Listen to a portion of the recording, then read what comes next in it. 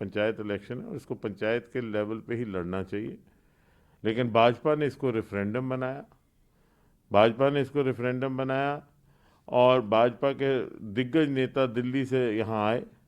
उसके बावजूद जिस वक्त उनको मुंह की खानी पड़ी, यादव ने एक बेहुदा बात की, मैं ये कहूँगा बेहुदा।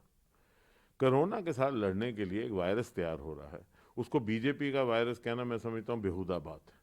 अखिलेश यादव जी की नासमझी की, और उमर अब्दुल्ला साहब ने एक स्टेट्समैन की तरह ये सही बयान दिया कि कोरोना वायरस ना किसी पार्टी का है ना किसी मजहब का है। कोरोना और उसमें बीजेपी वर्सेस गुपकार अलायंस, मगर जो नतीजे निकल कर आए उसमें बीजेपी का कमल चाहे कश्मीर में खिला, मगर नेशनल कॉन्फ्रेंस को जम्मू में अच्छी खासी सीट्स मिली। और वहीं पर नेशनल कॉन्फ्रेंस और बीजेपी का कड़ा मुकाबला भी कई सीट्स पे देखा गया। अब नेशनल कॉन्फ्रेंस किस तरह से बीजेपी के रथ को जम्मू कश्मीर में रोकने के लिए स्ट्रेटजी बना रही है, इसके लिए बात करने के लिए हमारे साथ जम्मू कश्मीर नेशनल कॉन्फ्रेंस के बड़े नेता और जम्मू प्रोविंशियल प्रेसिडेंट दविंदर राणा साहब हैं। इनसे जानते हैं कि अगले राजनीतिक समीकरण को किस तरह से देखते हैं और नेशनल कॉन्फ्रेंस की स्ट्रेटजी क्या है। राणा साहब, सबसे पहले कि जो नतीजे आए हैं डीडीसी चुनाव के, आप सेटिस्फाई हैं उससे, पार्टी सेटिस्फाई है? देखिए, नतीजों ने वो बात दोबारा एक कायम कर दी कि जम्मू कश्मीर नेशनल कॉन्फ्रेंस ही एक ऐसी वाहिद जमात है जम्मू कश्मीर में जिसके नकूश वादी कश्मीर में भी हैं, जम्मू संभाग में भी हैं और लद्दाख में भी हैं। नेशनल कॉन्फ्रेंस लखनपुर से लेकर गुरेज, तुलेल, डावर तक है, पुंछ से लेकर ऐश मकाम तक है, तुर्तुक से लेकर आरएसपुरा तक है। और जो लोग ये कहते थे कि नेशनल कॉन्फ्रेंस ख़त्म हो गई है, इन इंतखाबात ने उनको एक मुंह तोड़ जवाब दिया कि जम्मू कश्मीर नेशनल कॉन्फ्रेंस जो है वो जम्मू संभाग में भी बहुत मजबूत है। और ये आज ही नहीं है, 2014 में जब एक बीजेपी की सुनामी आई थी, उस वक़्त भी जम्मू संभाग में निचले इलाकों में 2 सीटें जो हैं वो नेशनल कॉन्फ्रेंस ने निकाली थी, जबकि बाकियों का यहाँ सुपड़ा साफ हो गया था। और 14 ऐसी कॉन्स्टिट्यूएंसीज थीं जम्मू संभाग में जिन पे हमारा दूसरा नंबर था। आने वाले चुनाव जब होंगे, दूध का दूध पानी का पानी होगा, नेशनल कॉन्फ्रेंस अक्सरियत से सामने आएगी। इन चुनावों के नताइज ने ये वाजे कर दिया है कि जम्मू कश्मीर नेशनल कॉन्फ्रेंस जो है वो जम्मू कश्मीर की पार्टी है, जम्मू कश्मीर के लोगों की पार्टी है। और आने वाले वक्त में जम्मू कश्मीर नेशनल कॉन्फ्रेंस एक सुनामी बनकर उभरेगी और एक मजबूत तरीन तरीके से राणा साहब, बीजेपी बहुत खुश है, इस बात से सेटिस्फाई भी है कि कश्मीर में 3 सीटें बीजेपी की आई हैं। आप क्योंकि रीजनल पार्टी हैं, जम्मू कश्मीर की पार्टी हैं, आपकी जम्मू में भी सीट्स आई हैं, अब क्या लगता है कि बीजेपी का सीधा सीधा मुकाबला नेशनल कॉन्फ्रेंस से होगा जम्मू कश्मीर में, जो भी अगला चुनाव आता है?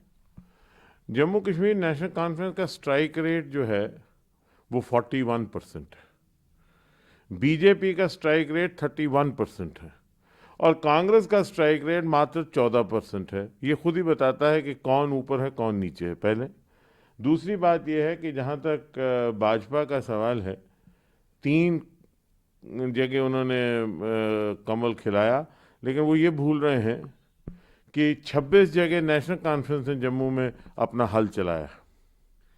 जम्मू कश्मीर में अगर नेशनल कॉन्फ्रेंस अकेले ये चुनाव लड़ती तो आपको लगता है कि इससे बेहतर कर सकती थी? क्योंकि जिस तरह से आपका डायरेक्ट मुकाबला बीजेपी से काफ़ी जगह हुआ है। देखिए, मैं इस पर टिप्पणी नहीं करूंगा क्योंकि ये फैसला क़यादत ने किया था इकट्ठे लड़ने का। लेकिन मैं ये आपको बता दूं कि नेशनल कॉन्फ्रेंस हर जगह, हर खित्ते में, हर छोटे बड़े इलाके में मजबूत है। और अगर जब भी फैसला जो भी क़यादत करेगी उसके मुताबिक नेशनल कॉन्फ्रेंस का काडर जो है वो मुस्तैद है, तैयार है और किसी भी मुकाबले के साथ तैयार है। और मुझे पूरी उम्मीद है कि अगर आने वाले वक्त में ये असेंबली इंतखाबात जब करवाएंगे तो Jammu Kashmir national conference single largest party नहीं, मेजॉरिटी के साथ अपनी सरकार बनाएगी। राणा साहब, बहुत जगह इस बार डॉक्टर फारूक अब्दुल्ला, उमर अब्दुल्ला या इवन आपने भी कैंपेन नहीं की इन चुनावों में, और जो लोकल आपका काडर था या लोकल आपके नेता थे, लोकल कैंडिडेट थे, उन्होंने ही कैंपेन की और कई सारी सीटें वो जीत कर भी आप लोग आए। तो ये काडर की मजबूती है नेशनल कॉन्फ्रेंस की, या आपको लगता है कि लोग जो है इन चुनावों में वो जो गुपकार अलायंस था उसकी तरफ नहीं देख रहे थे बल्कि लोकल लीडर्स को देख रहे थे? नेशनल कॉन्फ्रेंस की नीतियों को लोगों ने सराहा है। टॉप लीडरशिप हमारी जो है वो नहीं जा गई, और क्योंकि हमारा ये मानना था कि लोकल इलेक्शन है, पंचायत इलेक्शन है, और इसको पंचायत के लेवल पे ही लड़ना चाहिए। लेकिन भाजपा ने इसको रेफरेंडम बनाया, भाजपा ने इसको रेफरेंडम बनाया, और भाजपा के दिग्गज नेता दिल्ली से यहाँ आए। उसके बावजूद जिस वक्त उनको मुंह की खानी पड़ी, तो उनको ये उन्होंने इसको कहा कि ये अब रेफरेंडम नहीं है, ये लोकल इलेक्शन है। बहरहाल एक चीज़ तो वाज़े हो गई है कि जम्मू कश्मीर में भाजपा की जो लीडरशिप है वो नकारी गई। जुगल किशोर जी दंसाल में कृष्णपुर के रहने वाले हैं, अपनी आबाई उन्होंने सीट हारी नगरोटा कॉन्स्टिट्यूंसी में। अपने भाई रविंद्र रैना जी ने नौशहरा अपनी आबाई सीट हारी। मेरे भाई नंदा साहब ने अपनी सीट रियासी की आबाई हारी। नेशनल कॉन्फ्रेंस के जगजीवन लाल जी वहाँ जीते। और अपने शक्ति परिहार साहब मरमत और गुंदना से 2 जगह से खड़े हुए, दोनों जगह हारे। और सुनील शर्मा जी जो किश्तवाड़ के रहने वाले हैं, अपने आबाई गांव में अपना बीडीसी चेयरमैन नहीं बना सके। तो और चौधरी साहब को सुचेतगढ़ में हार का सामना करना पड़ा। तो अगर आप कुल मिला के देखें तो जो लोकल लीडरशिप है भाजपा की, उसको लोगों ने नकार दिया। अब क्या स्ट्रेटजी है? जो वोट उनको इस बार भी मिला वो केवल और केवल मोदी साहब के नाम पे मिला, क्योंकि जब वो पंचायत पे भी गए तो उन्होंने जब कैंडिडेट्स को, दिल्ली के जो नेतागण यहाँ आए थे, उन्होंने उनको लोगों के रूबरू किया, तो उन्होंने कमल के निशान को की तरफ उंगली करके कहा, ये खजूरिया जी हैं, ये मोदी साहब के नुमाइंदे हैं और कैंडिडेट है। किसी ने नहीं ये कहा कि नहीं जी ये रविंद्र रैना जी के नुमाइंदे हैं, ये जुगल जी के नुमाइंदे हैं। इसका मतलब है कि मोदी वेव अभी भी इतनी स्ट्रांग है, और नेशनल कॉन्फ्रेंस उसको किस तरह से काउंटर करेगी अब जम्मू कश्मीर? देखिए, लोग ये जानते हैं कि मोदी साहब का जो रोल है वो पार्लियामेंट के लिए है, लोग ये समझ गए। तभी आप देखिए कि बार बार ये ग्राफ गिर रहा है, और लोकल लीडरशिप जो है वो नाला है, वो नहीं कर पा रही है, और ये बार बार मोदी साहब का नाम ले रहे हैं। लेकिन वो लोग समझते हैं कि कल जो है वो इनको इनके साथ डील करना पड़ेगा। अब पंचायत के इलेक्शन में भी आप मोदी साहब का नाम लेते हैं, कल पंच को जिताना होगा, आप कहेंगे मोदी साहब का कैंडिडेट है, तो आप क्या करते रहे? जुगल किशोर जी माने 20 साल से वो क्यादत में हैं, वो 5 साल 10 साल एमएलए रहे, 12 साल एमएलए रहे, फिर अब 8 साल से एमपी हैं। और अगर उनको फिर अपनी ही कॉन्स्टिट्यूंसी में, अपनी पार्लियामेंट्री कॉन्स्टिट्यूंसी में, या अपने आबाई गांव में किशनपुर, दंसाल, नगरोटा में अगर उनको हारना पड़ा, और वहाँ पे भी वो ये नहीं कह सके कि ये मेरा कैंडिडेट है या ये मैंने काम किया है, तो ये दर्शाता है कि वो कहीं ना कहीं विफल हो चुके हैं। और यही बात बाकियों के लिए, जो मंत्री रहे, संतरी रहे, उनका क्या कारकर्दगी? साहब, अब नेशनल कॉन्फ्रेंस के मुद्दे क्या रहेंगे? क्या वही जो गुपकार अलायंस में तय हुआ, या फिर लोगों के जो स्थानीय मुद्दे? नेशनल कॉन्फ्रेंस की जब जब सरकार आई, डेवलपमेंट का एक मंसूबा लेके आई, और डेवलपमेंट ग्राउंड पे दिखी, नंबर 1। नंबर 2, एम्प्लॉयमेंट जो है वो हमेशा हमारा फोकस रहा। 96 में फारूक अब्दुल्ला साहब की गवर्नमेंट बनी, 6 साल में 2 लाख नौकरियां लगी। उमर अब्दुल्ला साहब की गवर्नमेंट बनी 2009 में, 2.25 लाख नौकरियां लगी। लोग ये बातें करते हैं कि जम्मू के साथ हुआ, आंकड़े देख लीजिए।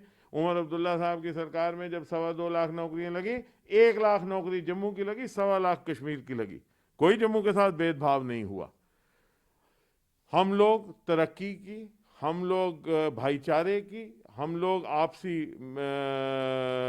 मेल मिलाप की हिंदू मुस्लिम सिख इत्तेहाद की, तरक्की की, नौकरी की सियासत करते हैं, जिससे कि आम आवाम का बेहतरी हो।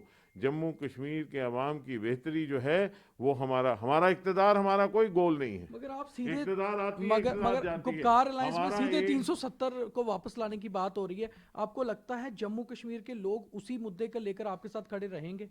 क्या जम्मू कश्मीर के लोगों ने स्टेट को यूटी को मान लिया है? लोगों को फैसला करना है कि जो महाराजा हरि सिंह जी बहादुर ने स्टेट सब्जेक्ट का ला दिया था, क्या वो कब्ज हमें चाहिए या नहीं चाहिए? मगर हमने टेक्निकली पॉसिबल नहीं हमने 370 को वापस तो लाना। आप हिमाचल के मॉडल पे दे दीजिए ना हमें।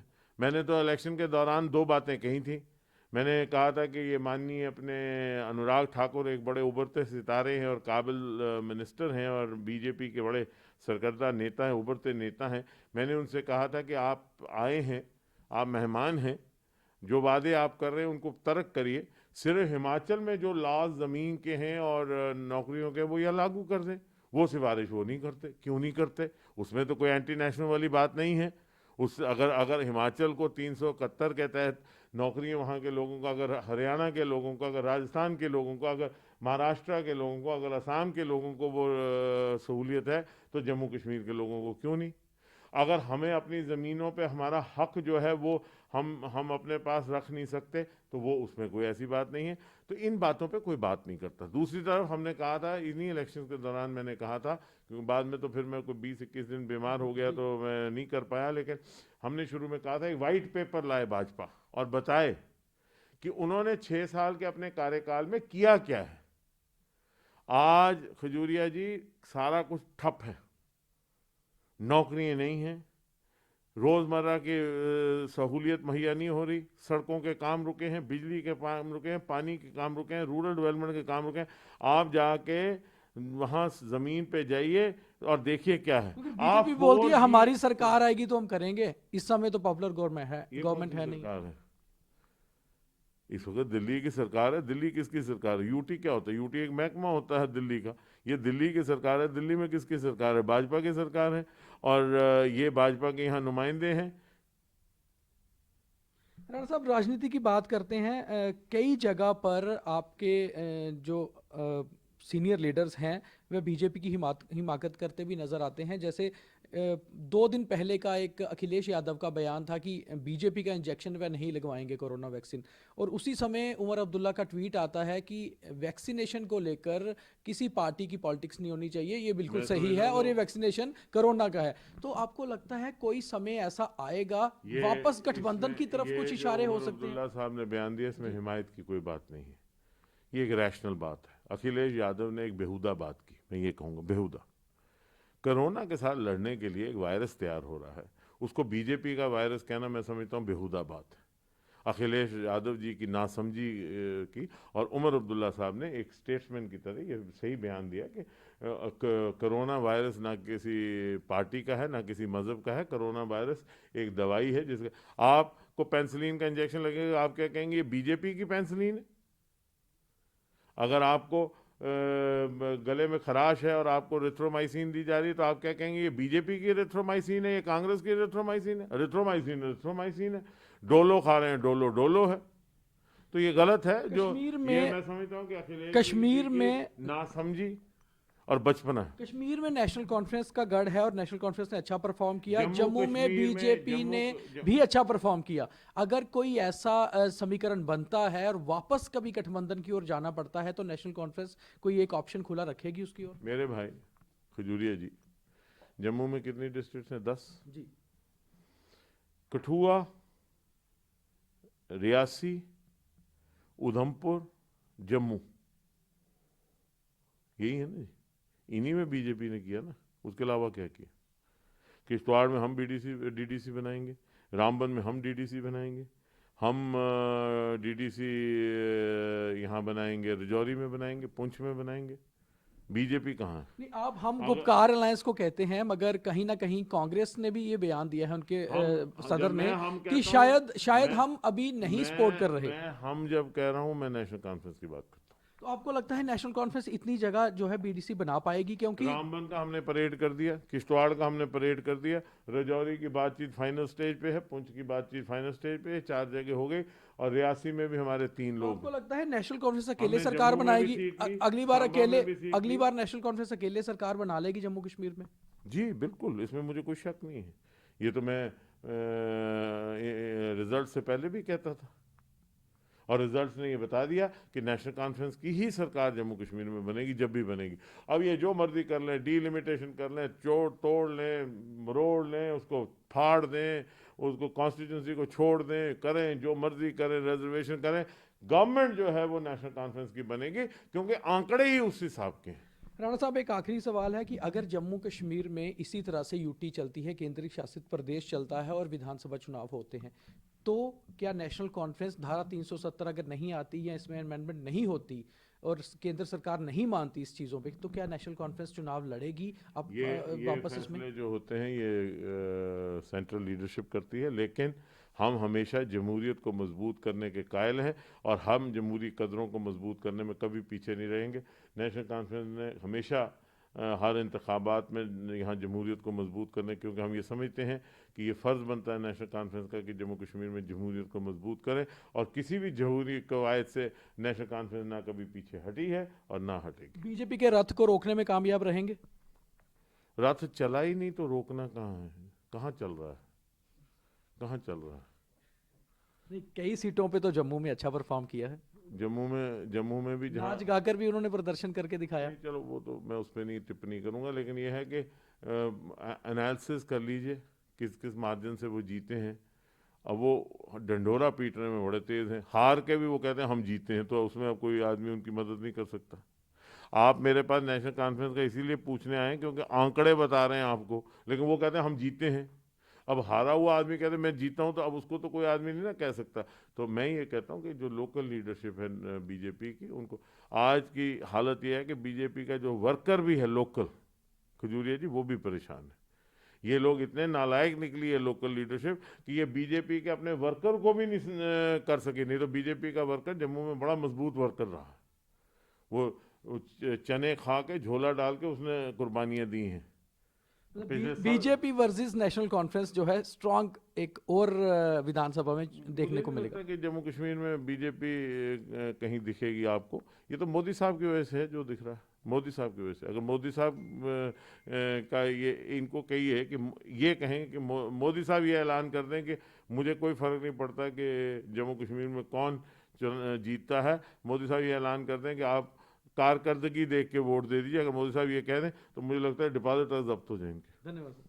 तो ये थे नेशनल कॉन्फ्रेंस के प्रोविंशियल प्रधान दविंदर राणा साहब, जिनका कहना है कि मोदी वेव के कारण ही बीजेपी जम्मू कश्मीर में सरवाइव कर रही है और अगले चुनाव में नेशनल कॉन्फ्रेंस सरकार बनाएगी। हालांकि नेशनल कॉन्फ्रेंस जिस 370 को वापस लाने की बात करती है, वह आएगी या नहीं आएगी, ये तो आने वाला समय ही बताएगा। दीपक खजूरिया, जम्मू।